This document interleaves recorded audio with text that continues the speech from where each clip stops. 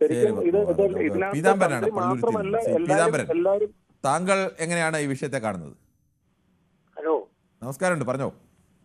പറഞ്ഞോളൂ. അതെ, ഇപ്പൊ നമ്മൾ പലവട്ടം ഇത് ചർച്ച നടത്തി കഴിഞ്ഞിട്ടുള്ള ഒരു വിഷയമാണ്. എങ്കിലും ഞാൻ പറയുകയാണ്, ഇന്നാണ് മഹേഷ് മോഹനരുടെ മൊഴിയെടുത്തത്, അതുകൊണ്ടാണ് ഇന്ന് വീണ്ടും ഈ വിഷയം. അതെ, അത് നന്നായി.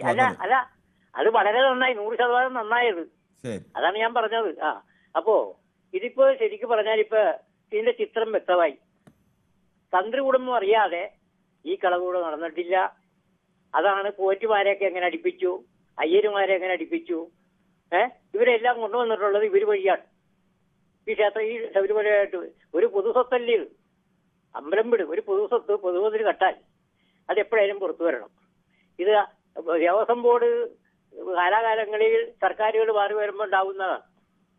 തന്ത്രി എന്ന് പറയുന്നത് ദൈവഹിതം കേട്ടെന്നാ പറഞ്ഞത്. ദൈവഹിതം ഇപ്പൊ ജ്യോത്സ്യന്മാരുടെ അടുത്ത് ജ്യോത്സ്യം വെച്ചാൽ ജ്യോത്സ്യന്മാരെന്ന് പറഞ്ഞാൽ അവരുടെ തൊഴിലാണ്. തന്ത്രിപ്പണിയും തൊഴിലാണ്. ശമ്പളം കിട്ടാണ്ട് ഇവർ ഈ പണിക്ക് വരികയില്ല. പറഞ്ഞ മനസ്സിലായ? അപ്പോ ഇത് ഇവര് തമ്മിൽ വലിയ വരുമാനമുള്ള പണിയാണ്. അല്ല, വരുമാനമുണ്ട്. ഞാൻ അത് തന്നെയാണ് പറഞ്ഞത്. ഈ പൈസ കിട്ടിയില്ലെങ്കിൽ വരുവാ.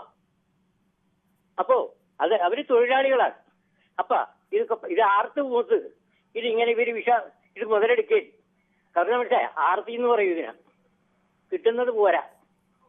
അതുകൊണ്ട് ഇത് എത്രയും വേഗം തെളിയും, ഉറപ്പാണ്. ഇത് പൊതുമുതലായതുകൊണ്ടാണ് ഞാൻ പറയുന്നത്. ഇത് തെളിയും. ഇത് ഇവരൊക്കെ അകത്ത് പോവും, ഉറപ്പാണ്. ചിത്രം തെളിഞ്ഞിട്ടുണ്ട്. ശരി, ശ്രീ ചന്ദ്രൻ നായരാണ് തിരുവനന്തപുരത്ത് നിന്നാണ് വിളിക്കുന്നത്. ശ്രീ ചന്ദ്രൻ നായർ, താങ്കൾക്ക് എന്താണ് പറയാനുള്ളത്? കിരൺ സാർ, ഹൈന്ദവ ആചാരപ്രകാരം തന്ത്രിയും മേൽശാന്തിയും എപ്പോഴും വിശ്വസ്തർ തന്നെ ആയിരിക്കണം. ഇക്കാര്യത്തിൽ അവർ പെട്ടതാണ് സാർ. ഉദ്യോഗസ്ഥരാണ് കാര്യങ്ങൾ നിയന്ത്രിക്കുന്നത്. പല കാര്യത്തിലും അനുവാദം കൊടുക്കേണ്ടതായും വന്നിട്ടുണ്ട്. പക്ഷെ അവര് ഇതിനകത്ത് പങ്ക് പറ്റി എന്ന് പറയാനാകില്ല സാർ. അല്ല, പങ്ക് പറ്റിയോ പങ്ക് പറ്റിയില്ലയോ എന്ന് എനിക്കറിയില്ല. അല്ല പൊതുവേ ഉള്ള ചർച്ചയിൽ എന്താണെന്ന് വെച്ചാൽ, അല്ല, ഉദ്യോഗസ്ഥര് അനുമതി ചോദിക്കുമ്പോൾ ഇവർ പറയുന്ന അനുസരിച്ചാണെങ്കിൽ ഇവർ ഒരു നിർമ്മാണത്തിനോ അല്ലെങ്കിൽ സ്വർണം പൂശാനോ ഇളക്കാനോ കൂട്ടി യോജിപ്പിക്കാനോ ഒക്കെ അനുമതി ചോദിക്കുമ്പോൾ താന്ത്രിക വിധി പ്രകാരം ദൈവഹിതം പരിശോധിച്ച് ദൈവഹിതം ഉണ്ടെങ്കിൽ അനുമതി കൊടുക്കുന്നു എന്നാണല്ലോ വെയ്പ്പ്. തീർച്ചയായിട്ടും. അപ്പൊ എന്തായാലും ഈ മോഷണം നടന്നു എന്നത് യാഥാർത്ഥ്യമാണല്ലോ. അപ്പൊ ശബരിമല മോഷണത്തിന് എന്തായാലും ഒരു ദൈവഹിതം ഉണ്ട് എന്ന് തൽക്കാലം ഒരു വിശ്വാസിക്കും കരുതാനാവില്ലല്ലോ. തീർച്ചയായിട്ടും. അപ്പൊ ഒന്നുകിൽ അവർ ആ ദൈവഹിതം അട്ടിമറിച്ചു, അല്ലെങ്കിൽ ഈ കള്ളത്തിന് കൂട്ടുനിന്നു എന്ന് സാധാരണഗതിയിൽ ആർക്ക് സംശയം തോന്നുന്നല്ലേ ഇത്? സാർ, പ്രതിഫലം പറ്റാതെ കൂട്ടുനിന്നിട്ടുണ്ടാകാൻ സാർ, അത് ഞാൻ വിശ്വസിക്കുന്നുണ്ട്. കള്ളത്തിന് കൂട്ടുനിന്നെങ്കിൽ, ഒരു മോഷണത്തിന് ഞാൻ കൂട്ടുനിന്നെങ്കിൽ അതിന് എനിക്ക് പ്രതിഫലം പറ്റിയാലും ഇല്ലെങ്കിലും ഒക്കെ ഞാനും അതിൽ പ്രതിയാണ്, അല്ലേ? എന്താ സാർ? ഞാൻ ഒരു മോഷണത്തിന് ഞാൻ കൂട്ടു നിൽക്കുന്നു. ആ മോഷണത്തിന് ഞാൻ കൂട്ടു നിൽക്കുന്നെങ്കിൽ എനിക്ക് പ്രതിഫലം കിട്ടിയോ കിട്ടിയില്ലയോ എന്നുള്ളതല്ല വിഷയം. ഞാനും അതിൽ പ്രതിയല്ലേ? ആണ് സാർ. അത് ഒരു ഭാഗം ചിന്തിക്കുമ്പോൾ അത് ശരി തന്നെയാണ്. പക്ഷെ എന്താന്ന് വെച്ചാൽ അവരെ എന്താന്ന് വെച്ചാൽ ഒരു മോഷണക്കാരായിട്ട് ചിത്രീകരിച്ചുകൊണ്ട് ഞാൻ അങ്ങനെ പറഞ്ഞതാണ് സാർ. അല്ല, അപ്പൊ ഈ ദേവസ്വം ബോർഡ് പ്രസിഡന്റിനെ ഒക്കെ മോഷണക്കാരായി ചിത്രീകരിച്ച സമയത്തൊന്നും താങ്കൾക്ക് ആ വിഷമം തോന്നിയില്ലേ? ഉണ്ടായിരുന്നല്ലോ സാർ, ഉണ്ടായിരുന്നല്ലോ. ഞാൻ എന്താ വെച്ചാൽ പറഞ്ഞിട്ടുണ്ടായിരുന്നല്ലോ കൃത്യമായിട്ട്. ശരി, അപ്പൊ കുഴപ്പമില്ല. ആരെയും അങ്ങനെ ചിത്രീകരിക്കുന്നത് ശരിയല്ല. ഒരാളെയും മോഷണം നടത്തിയോ ഇല്ലയോ എന്ന് അറിയുന്നതിന് മുമ്പേ അങ്ങനെ ചിത്രീകരിക്കുന്നത് ശരിയല്ല എന്ന് തന്നെയാണ് നമ്മുടെ നിലപാട്. നമ്മൾ ഒരിക്കലും അങ്ങനെ തന്ത്രിമാർ മോഷണം നടത്തിയെന്നോ അല്ലെങ്കിൽ ദേവസ്വം ബോർഡ് പ്രസിഡന്റ് ഇപ്പോൾ അറസ്റ്റിലായിരിക്കുന്നവരൊന്നും മോഷണം നടത്തിയെന്നൊന്നും നമുക്കറിയില്ല. അതെല്ലാം അന്വേഷണ വിധേയമായി കണ്ടെത്തേണ്ടതാണ്. ശരി ചന്ദ്രൻ നായർ. ശ്രീ അനിയാണ് എടക്കരയിൽ നിന്നാണ് വിളിക്കുന്നത്. ശ്രീ അനി, നമസ്കാരമുണ്ട്, പറഞ്ഞോളൂ താങ്കൾ. ഇത് എന്താന്ന് വെച്ചാല് ഈ സംഭവം ഈ കള്ളത്തരത്തിന്റെ പറഞ്ഞാൽ ഇതില് ഒരുവിധം ഏത് പാർട്ടി ആയാലും ശരി കേട്ടോ, ഏത് പാർട്ടിയിൽ നിന്നുള്ളതൊന്നുമില്ല. അതിലൊക്കെ ഗവൺമെന്റ് ഇതിന് എല്ലാ വക കക്കാനൊക്കെ ഉള്ള അനുവാദം കൊടുത്തിട്ടാണ് അവര്. ഇത് കക്കണേലും അവര് ഈ സോഷ്യലിസം പറയും, വ്യഭിചരിക്കുന്നതിലും സോഷ്യലിസം പറയും, കൂട്ടിക്കൊടുപ്പിലും സോഷ്യലിസം പറയും. അതാണ് ഇന്നത്തെ നമ്മളെ കേരള ഗവൺമെന്റിന്റെ നിലപാട് തന്നെ അങ്ങനെയാണ്. അതേ കേരള ഗവൺമെന്റ് തന്നെയല്ലേ ഇപ്പോൾ അന്വേഷണം നടത്തുന്നതും കാര്യങ്ങൾ ചെയ്യുന്നതൊക്കെ? നടക്കുന്നത് ഗവൺമെന്റ് ആണോ ഇതിന് ഉത്തരവാദി? ദേവസ്വം ബോർഡല്ലേ?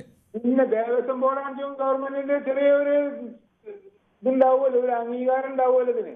ഉണ്ടാവും, അങ്ങനെയൊക്കെയുള്ള ഉത്തരവാദിത്തം ഗവൺമെന്റിനും ഉണ്ട്, അതിൽ സംശയമൊന്നും ഉണ്ടാവും. അപ്പൊ അതന്നെ ഏത് കൊള്ളത്തരം ചെയ്യുകയും ഏത് കള്ളത്തരം ചെയ്യുകയും ഒക്കെ ഗവൺമെന്റിന് ഇതിന് ഉത്തരവാദിത്തം. അത് ഏത് ഗവൺമെന്റ് ആയാലും ശരി, BJP ആയാലും ശരി, കോൺഗ്രസ് UDF ആയാലും ശരി, LDF ആയാലും ശരി, ഇതൊക്കെ തന്നെ വല്ല ഇത് കാര്യം കഴിയുന്നവർക്കും നാരായണ, കാര്യം കഴിഞ്ഞാൽ കൂരായണ എന്നുള്ള ലെവലാണ് ഇപ്പൊ വരയിലുള്ളത്. ശരി, ഓക്കെ, താങ്കളുടെ അഭിപ്രായം വ്യക്തമാണ്. ശ്രീ തങ്കച്ചനാണ് കോട്ടയത്ത് നിന്നും. ശ്രീ തങ്കച്ചൻ, താങ്കൾക്ക് എന്താണ് തോന്നുന്നത്? നമസ്കാരം സാർ. നമസ്കാരം. സാറേ, എനിക്ക് പറയാനുള്ളത് വെച്ചാല് ഈ മന്ത്രം അറിയാവുന്നവൻ തന്ത്രി, തന്ത്രം അറിയാവുന്നവൻ മന്ത്രി ഏരിയയിലാണെങ്കിൽ പോകുന്നത്. ആരും അങ്ങോട്ടും ഇങ്ങോട്ടും പരസ്പരം കുറ്റപ്പെടുത്തിയാണ് പോകുന്നത്. ഞാൻ ചോദിക്കട്ടെ, ഇത്രയും കാര്യങ്ങൾ നടന്നിട്ടും ഈ കാര്യങ്ങൾ മന്ത്രിമാർ എന്തുകൊണ്ട് ചോദ്യം ചെയ്തിട്ടില്ല? കടകംപള്ളി സുരേന്ദ്രൻ, രാധാകൃഷ്ണൻ, ഭാസവൻ, ഈ 3 പേരെയും ചോദ്യം ചെയ്യാതെ നമുക്കറിയാം എത്രയോ സാങ്കേതിക വിദ്യകളുണ്ട് ഇത് വ്യക്തമായിട്ട് പറയാൻ. നുണപരിശോധന നടത്തി ഇവരെ തന്ത്രിമാരെയും ഈ മന്ത്രിമാരും നുണപരിശോധന നടത്തിയ കൃത്യമായിട്ട് അറിയാമല്ലോ. തങ്കച്ചൻ, മന്ത്രിമാരെ ചോദ്യം ചെയ്യുന്ന ഘട്ടത്തിലേക്ക് എത്തിയോ ഇല്ലയോ എന്നറിയില്ല. മന്ത്രിമാരെ എന്തുകൊണ്ട് ചോദ്യം ചെയ്തില്ല എന്ന് പറഞ്ഞാൽ, അന്വേഷണ സംഘത്തെ സംബന്ധിച്ചിടത്തോളം മന്ത്രിയിൽ എത്തുന്നതിന് മുമ്പ് മന്ത്രിയേക്കാൾ ഉത്തരവാദിത്തപ്പെട്ട ആളാണല്ലോ തന്ത്രി. തന്ത്രിയിൽ വരെ എത്തി. ഇനി അതിനപ്പുറം മന്ത്രിയിലേക്ക് എത്തേണ്ട കാര്യങ്ങളുണ്ടെങ്കിൽ ചിലപ്പോൾ മന്ത്രിയിലേക്ക് എത്തുമായിരിക്കും, എനിക്കറിയില്ല. അപ്പൊ അങ്ങനെ വരുമ്പോൾ നമ്മൾ ജനങ്ങൾ, നമ്മളെപ്പോലുള്ള സാറും ഞാനും അടക്കമുള്ള ജനങ്ങളുടെ വരുന്ന ഈ ജനങ്ങളിലെ വെറും വിഡ്ഢികളാക്കുന്ന രീതിയിലാണ്. അല്ല, ഇപ്പോൾ അന്വേഷണം അങ്ങനെ വിഡ്ഢികളാക്കുന്നു എന്ന് തോന്നേണ്ട കാര്യമില്ല. അന്വേഷണം കേരളത്തിലെ ഭരിക്കുന്ന പാർട്ടിയുടെ തന്നെ പ്രധാനപ്പെട്ട ഒരു നേതാവ് അകത്ത് കിടക്കുന്നു. ഭരിക്കുന്ന പാർട്ടി തന്നെ നിയോഗിച്ച മറ്റൊരു ദേവസ്വം ബോർഡ് പ്രസിഡന്റ് അകത്ത് നിൽക്കുന്നു. ഇപ്പോൾ തന്ത്രിമാരുടെ മൊഴിയെടുക്കുന്നു. അങ്ങനെ ഏതെങ്കിലും തരത്തിൽ ഇതുവരെയുള്ള അന്വേഷണത്തിൽ നമുക്ക് അങ്ങനെ ഒരു പുറമേക്ക് കാണുമ്പോൾ അങ്ങനെ ഒരു സംശയം തോന്നേണ്ട ഇടയുണ്ടായിട്ടില്ല. നമ്മളെല്ലാം ഭക്തന്മാരല്ല സാർ. സാറും ഞാനും അടക്കമുള്ള ഭക്തന്മാർ. ആരും ദൈവവിശ്വാസം ഇല്ലാത്തവരാരുമില്ല. എല്ലാവരും പറയും വിശ്വാസം ഉണ്ടെങ്കിൽ എല്ലാവർക്കും ദൈവവിശ്വാസമുണ്ട്. അങ്ങനെയൊന്നുമല്ല, വിശ്വാസമുള്ളവരും വിശ്വാസമില്ലാത്തവരും എല്ലാം ഉണ്ട്. അത് പരമ്പരാഗതം എത്രയോ നൂറ്റാണ്ടുകളായി അങ്ങനെയുള്ള മനുഷ്യരുണ്ട്. പക്ഷെ എന്നാലും ഞാൻ പറഞ്ഞു, ഇവരിൽ കൂടി നമ്മളൊരു സൂക്ഷ്മമായ ഒരു പരിശോധന നടത്തേണ്ടി വരുന്നതല്ലേ എന്നാണ് എന്റെ അഭിപ്രായം. ശരി, ഓക്കെ. ശ്രീ സന്തോഷാണ്, വെള്ളരിക്കുണ്ടിൽ നിന്നാണ്. ശ്രീ സന്തോഷ്, താങ്കൾ പറയൂ. നമസ്കാരം. തന്ത്രിയും ദേവസ്വം ബോർഡും അറിയാതെ അവിടെ ഒരു സംഭവം നടക്കില്ല. പിന്നെ ഈ വിളിക്കുന്നവർ പലരും സർക്കാരിനെ പറയുന്നുണ്ട്. സർക്കാരിന് അവിടെ യാതൊരു ബന്ധവുമില്ല, അത് എല്ലാവർക്കും അറിയാം. അത് എപ്പ പറഞ്ഞാലും സർക്കാരിന്റെ മുതുകത്തോട്ടാണ് ഈ വിളിക്കുന്നവർ.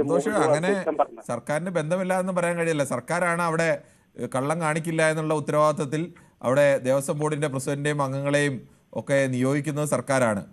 അവരെ ഏതെങ്കിലും തരത്തിൽ മോഷണത്തിൽ പങ്കാളികളായിട്ടുണ്ടെങ്കിൽ അതിന്റെ ഉത്തരവാദിത്തം ആ സർക്കാരിനുണ്ട്, സർക്കാരിനെ നയിക്കുന്ന പാർട്ടിക്കും ഉണ്ട്.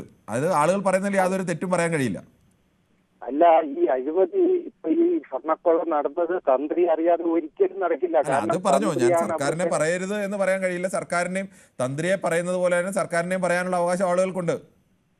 അതെ, അത് എത്ര പ്രാവശ്യമായി ഇങ്ങനെ സർക്കാരിനെ കുറ്റപ്പെടുത്തി.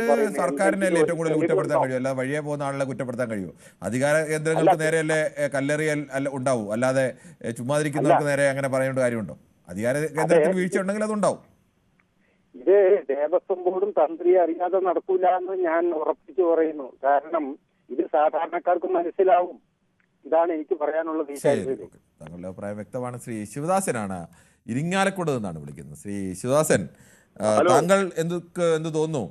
ഇപ്പോൾ തന്ത്രിമാർ 3 പേരുടെ താഴ്മൺ കുടുംബത്തിലെ 3 പേരുടെ മൊഴി എടുത്തിട്ടുണ്ട്. അവരൊക്കെ ഈ മോഷണം ആസൂത്രണം ചെയ്ത് ഉണ്ണികൃഷ്ണൻ പോറ്റിയും ഇടനിലക്കാരനായ കൽപേഷിനെയും തൊണ്ടി മുതൽ കണ്ടെടുത്ത ഗോവർദ്ധൻ ജ്വല്ലറിക്കാരുടെ ഉടമയും ഒക്കെ നേരിട്ട് അറിയുന്നവരും അവരുടെ അടുപ്പക്കാരും ഒക്കെയാണ്. അവർ പറയുന്ന ഭക്തരെന്ന നിലയ്ക്കുള്ള പരിചയമാണ്, അങ്ങനെയാണ് അവരുടെ അടുത്ത് ഒക്കെ പോയിട്ടുള്ളത് എന്നൊക്കെയാണ് പറയുന്നത്. അതറിയില്ല. എന്തായാലും താങ്കൾക്ക് എന്താണ് പറയാനുള്ളത്? താങ്കളെ TV ഒന്ന് മ്യൂട്ട് ചെയ്യുമോ? ആ TV ഒന്ന് മ്യൂട്ട് ചെയ്താൽ നന്നായിരുന്നു.